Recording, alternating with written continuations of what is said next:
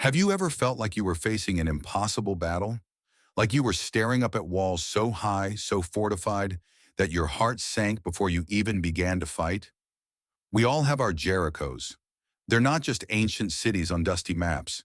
They're the challenges in our lives that seem insurmountable, the obstacles that whisper doubts and fears into our souls, urging us to surrender before we even try. But what if I told you that within you, right now, lies the spirit of a warrior, a leader, a conqueror who can topple even the most formidable walls? What if I told you that you could unleash the Joshua within? This isn't just another story of a hero in a distant time.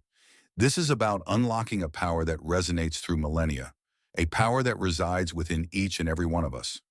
We're going to delve into the life of Joshua, son of Nun, a name that might sound unfamiliar at first, but whose story is a timeless manual for overcoming adversity, a blueprint for achieving victory against all odds. Joshua's life was forged in the heat of a literal desert, but the lessons he learned transcend time and place. He wasn't born a legend.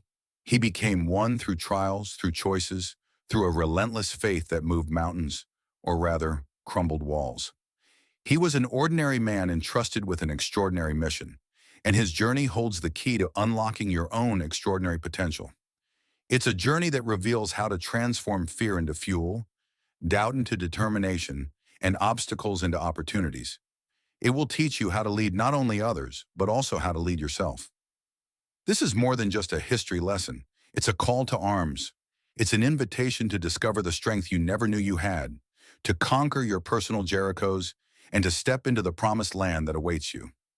Are you ready to unleash the Joshua within? Part 1, Forged in the Crucible, the Making of a Leader. Joshua's story doesn't begin with fanfare and trumpets. It begins in the crucible of slavery, under the oppressive weight of Egyptian rule. He wasn't born into royalty or privilege. He was a man of the people, a witness to suffering, a participant in the collective yearning for freedom. This is where his leadership journey truly began, not in a palace, but in the dust and grit of everyday struggle. His teacher, none other than Moses, the iconic figure who dared to challenge Pharaoh himself. Imagine the lessons Joshua absorbed at the feet of Moses. He saw firsthand the burden of leadership, the agonizing decisions, the constant need for unwavering faith in the face of overwhelming odds. It wasn't just about military strategy or political maneuvering.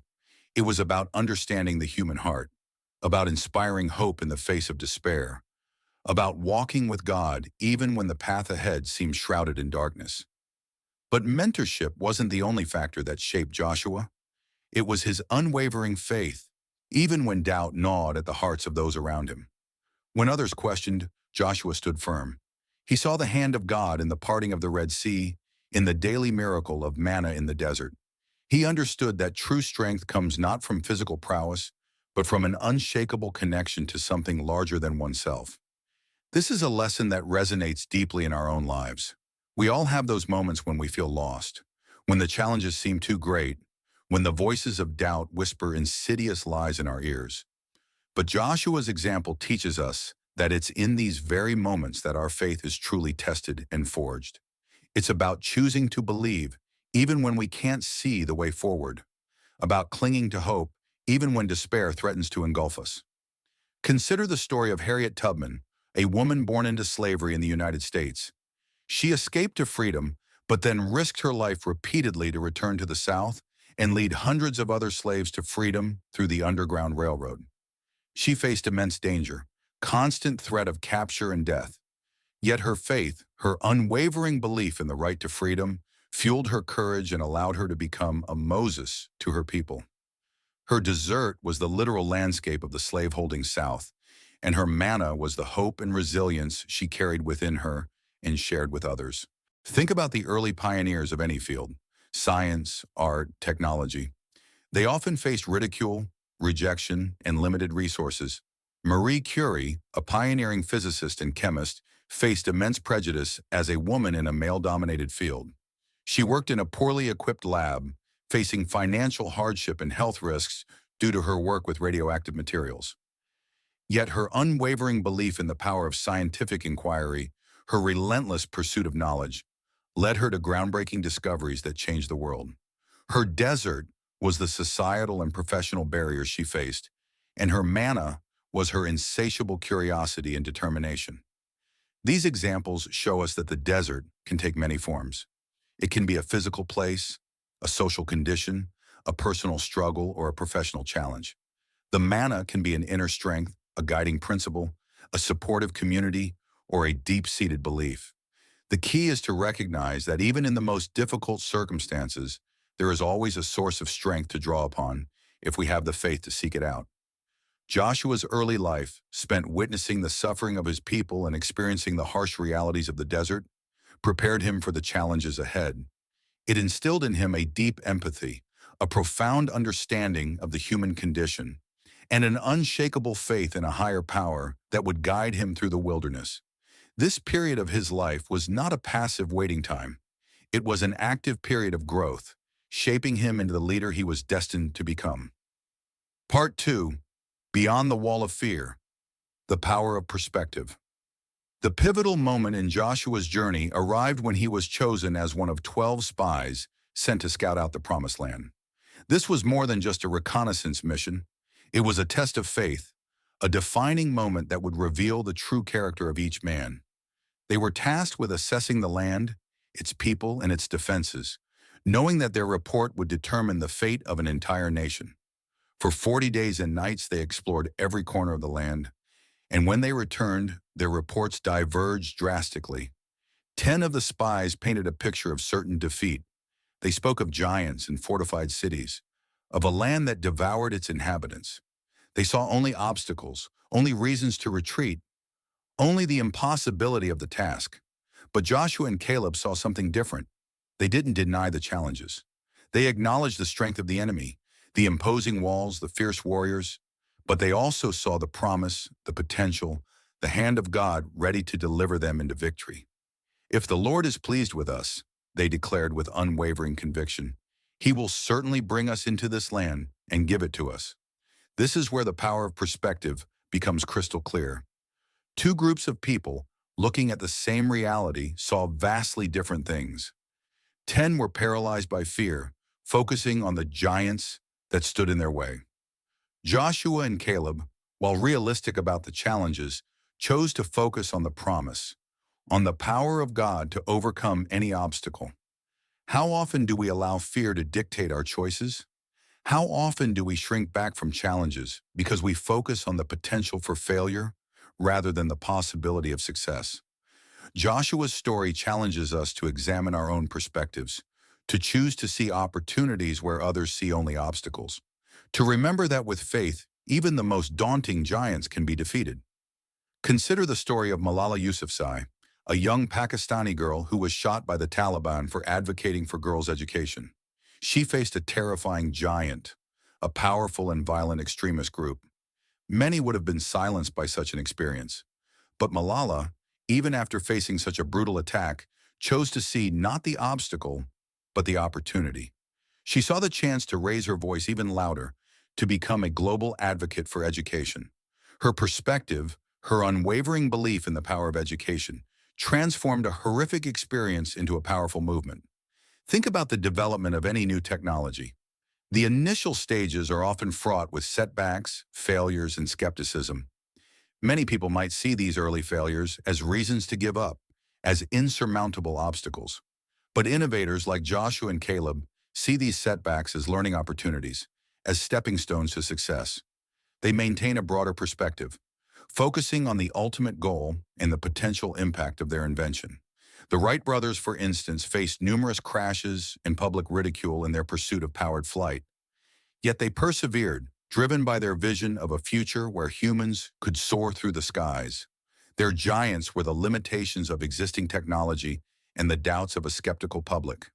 Their promised land was the realization of human flight. These examples illustrate that perspective is not about ignoring reality or denying challenges. It's about choosing where to focus our attention and energy. It's about recognizing that obstacles are inevitable, but they are not insurmountable. It's about understanding that our perception of a situation can either empower us or paralyze us. Joshua and Caleb's perspective was rooted in their faith, their belief in a power greater than themselves. This allowed them to see beyond the immediate challenges and to envision a future where the seemingly impossible could be achieved. They understood that their journey was not just about conquering a physical land, but about fulfilling a divine promise. This gave them the courage to stand against the tide of fear and doubt, to be the voices of hope and faith in a sea of despair. Part 3. When Leadership Calls, Embracing the Mantle. After decades under Moses' leadership, the mantle was passed to Joshua. This transition wasn't a sudden power grab, it was a carefully orchestrated process, guided by God.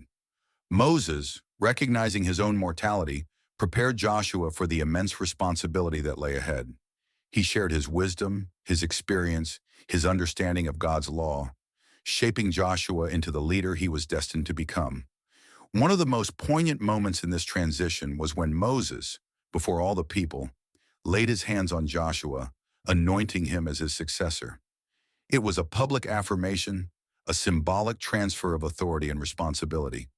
But the ultimate validation came from God himself, who spoke directly to Joshua, assuring him of his unwavering presence and support. "As I was with Moses, so I will be with you."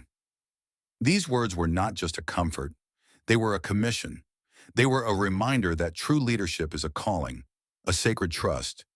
It's not about seeking personal glory or power, it's about serving a higher purpose, about guiding and protecting those entrusted to your care. This transition holds profound lessons for us today. It underscores the importance of mentorship, of passing the torch to the next generation, of empowering others to lead. It also reminds us that true leadership is not about titles or positions.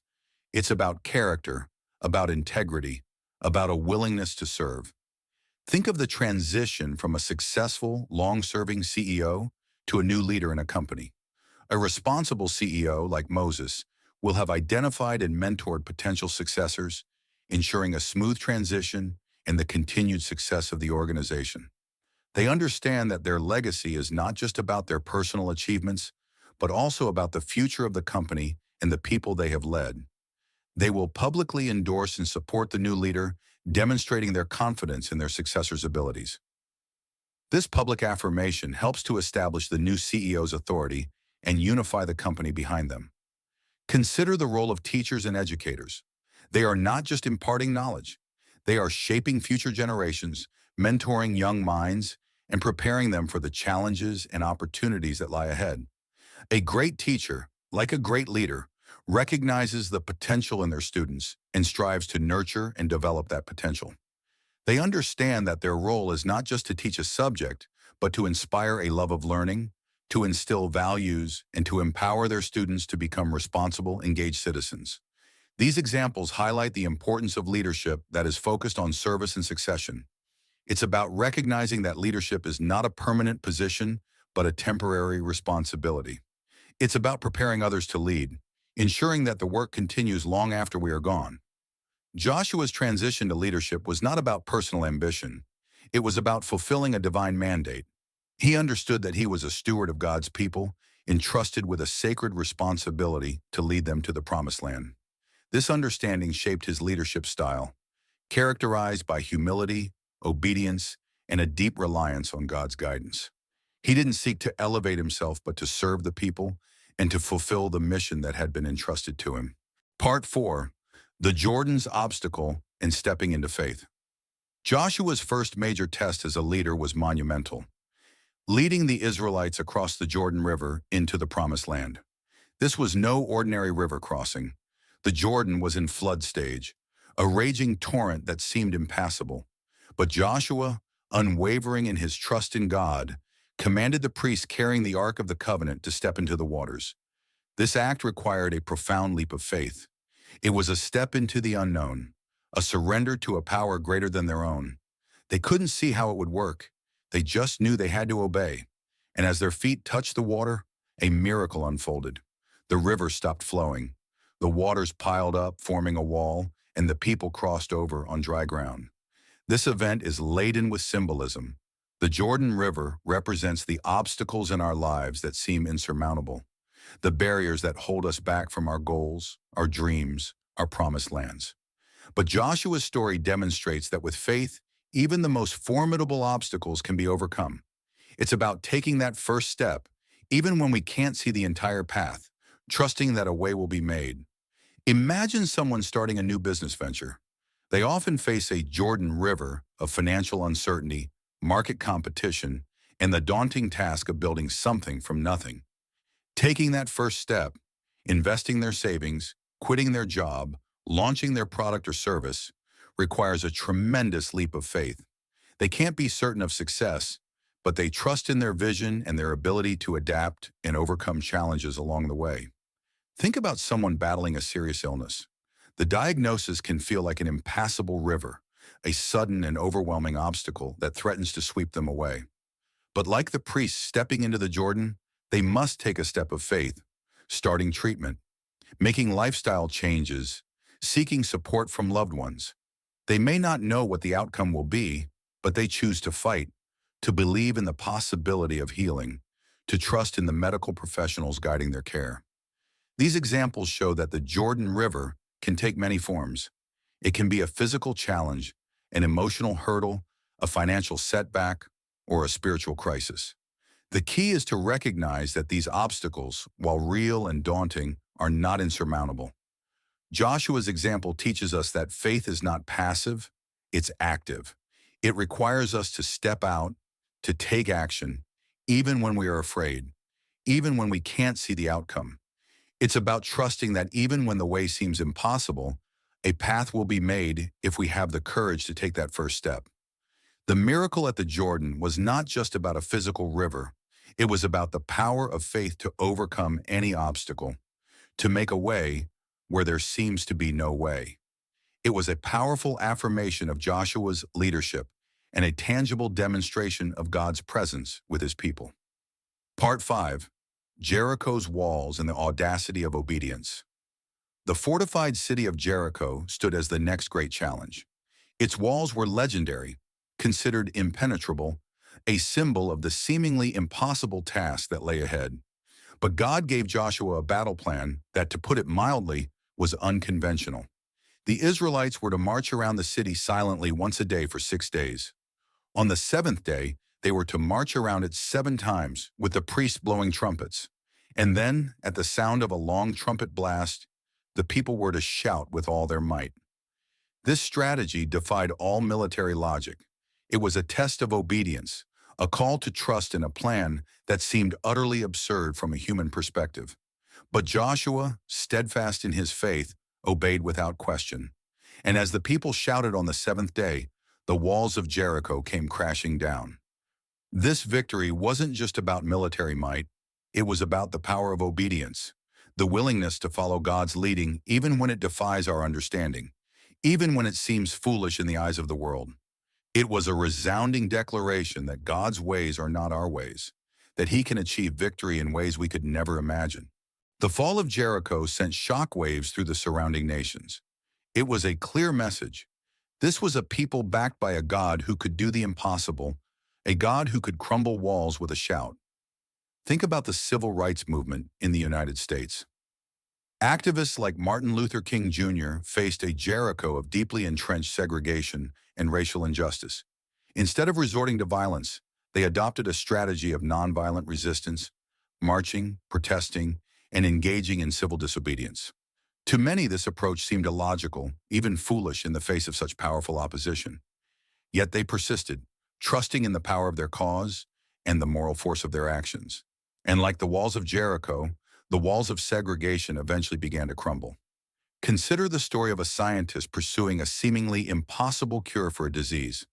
They may spend years conducting experiments that yield no results, facing skepticism and even ridicule from their peers.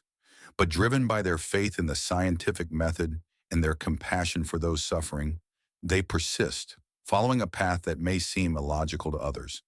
And then one day they make a breakthrough, a discovery that changes the course of medicine. Their Jericho was the complexity of the disease and the limitations of existing knowledge. Their audacious obedience was their unwavering commitment to the scientific process, even when it seemed to lead nowhere.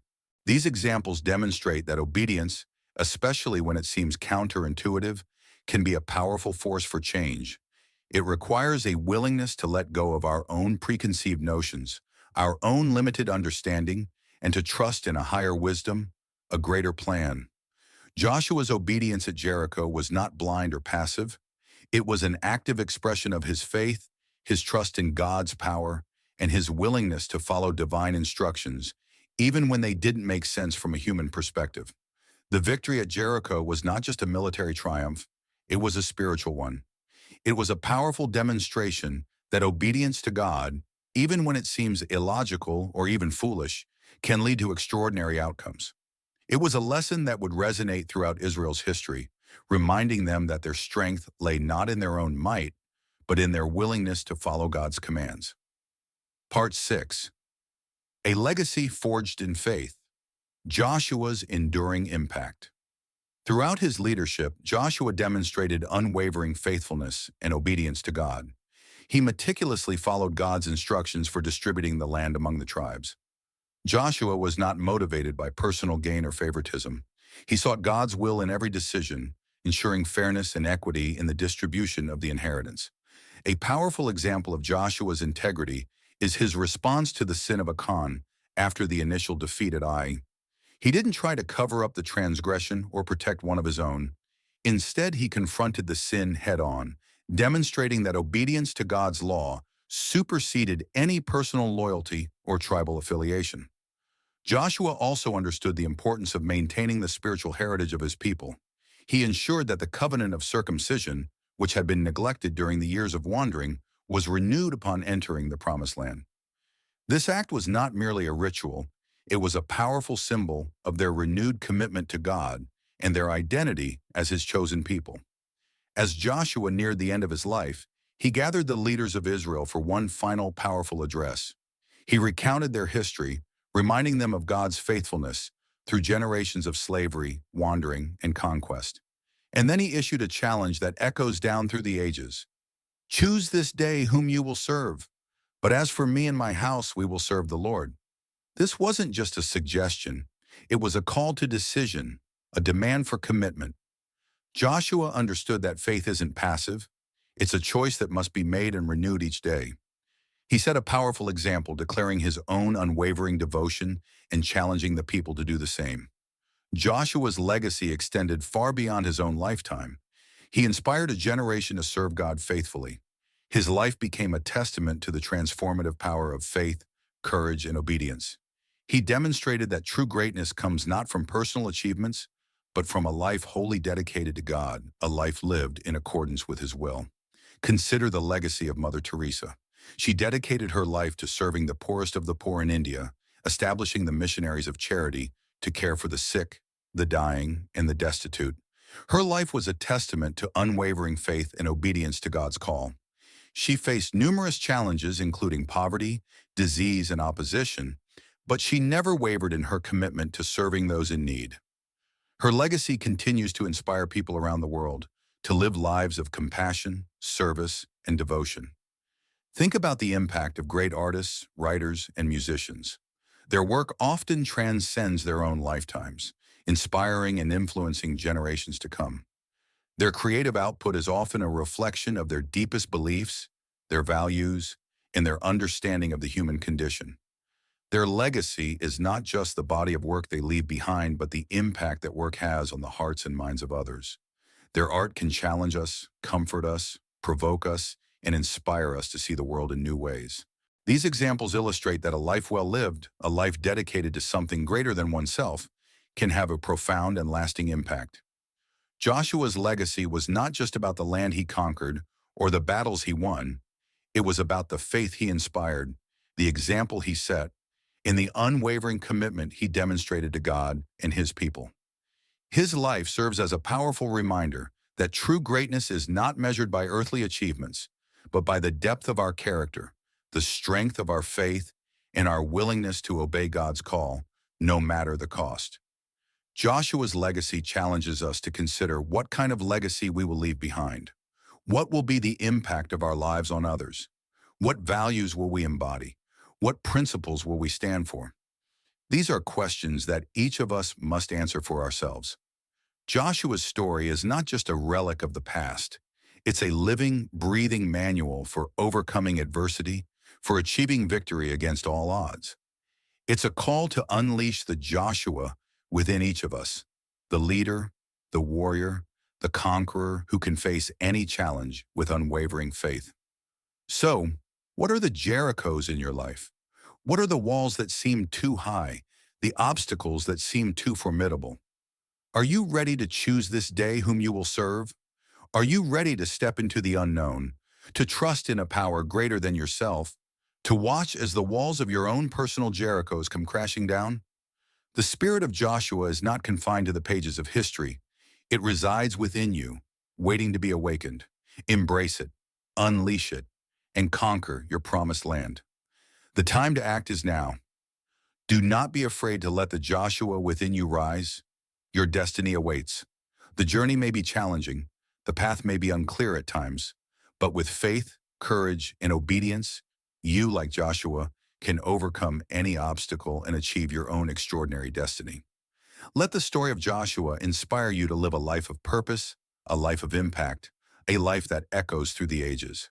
The world needs your unique gifts, your unique talents, your unique Joshua within. Don't let it remain dormant. Unleash it and conquer your world.